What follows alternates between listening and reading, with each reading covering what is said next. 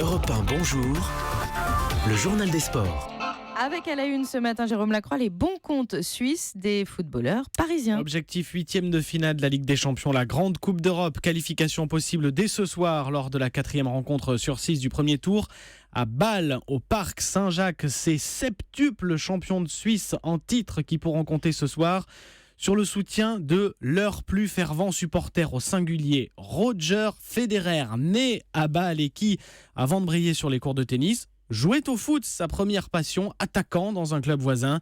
Il rêve de voir ce soir ses ouailles renverser les quadruples champions de France. C'est chez nous, alors on espère vraiment de faire un peu un exploit. Un match nul, je pense que ça serait bien. C'est difficile pour un club suisse de suivre ce rythme. Voilà. Alors je pense qu'on aura besoin d'un peu de chance, mais dans le foot, tout est possible. Alors moi, je serai dans le stade et je soutiens Bâle, comme toujours. Allez, pronostic, le score alors ? Un partout. Roger Federer qui répondait à Thomas Soto pour Europe 1, le tennisman invité de la matinale d'Europe 1. Jeudi, interview vérité à 7h45. Je vous le disais, les Parisiens peuvent dès ce soir se qualifier pour les 8e de finale donc de cette Ligue des Champions.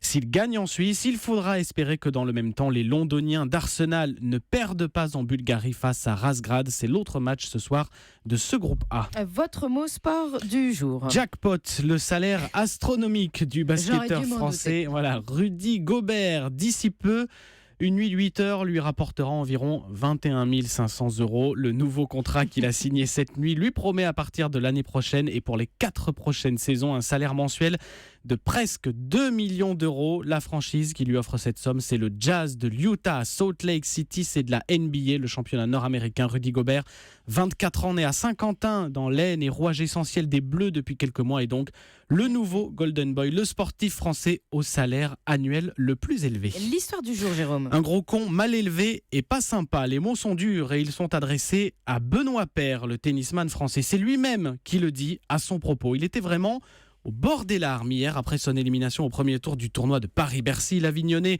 au tempérament volcanique s'est alors laissé aller l'émotion liée à tous ses récents déboires et remontées, notamment son exclusion du village olympique et sa suspension d'équipe de France après sa défaite au JO l'été dernier à Rio pour une attitude jugée trop désinvolte. C'est dommage de finir comme ça, c'est dommage tout ce qui m'est arrivé cette année. J'ai donné le bâton pour me faire battre, c'est vrai. Cette année, finalement, ce qui est sorti, c'est juste que j'étais un gros con et que j'étais pas sympa, que j'étais mal élevé, ce que je retransmets finalement c'est pas ce que je suis, donc pour moi c'est très dur. J'ai le regard des gens, même si j'essaie de le cacher, qui est très important pour moi. Je peux pas être bien en rentrant à la maison, je peux pas être bien. Voilà, il va falloir que je prenne un petit peu de temps pour moi, que j'arrive à me retrouver et à bien m'endormir. Voilà, puis on verra.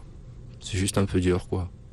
Ça va passer, je pense. Des propos recueillis par Christophe Lamar pour Europe 1. Benoît Paire, l'un des 4 Français éliminés hier au premier tour du tournoi de Bercy sur 5 engagés comme lui.